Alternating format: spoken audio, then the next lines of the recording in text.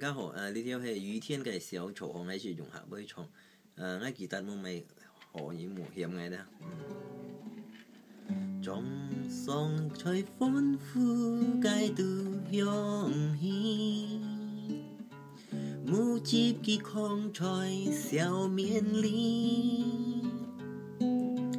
hi mọc si phồn lo sung teo nhà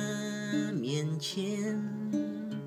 lo mo si cu tu liu bun chít kỳ he to sao mo liền cả tô sao mù chi chẳng nên kêu khi song trôi ly xít bài cái thùng khu xin cung cái cu ly mày nhìn bôi tì lẻ hết tô sao suy nhiệt cái lùi chi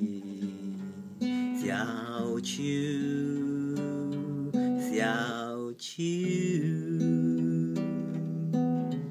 hệ nhà cái hiếm son pha trao hỷ nhé xin hiền bún nhìn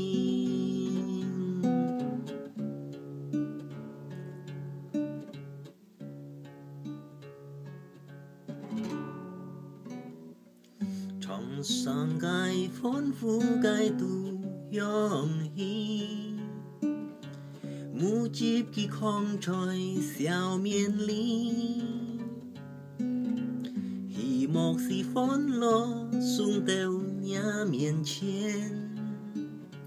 lo mọc si cu tu liu bun chít kỳ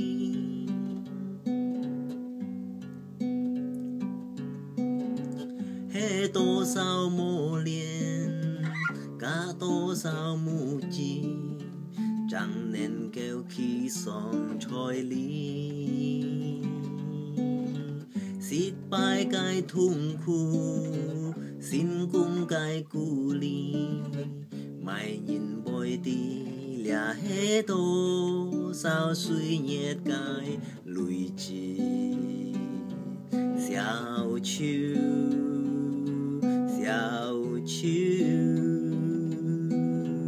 hệ nhà cái hiếm son pha trao hỷ nhé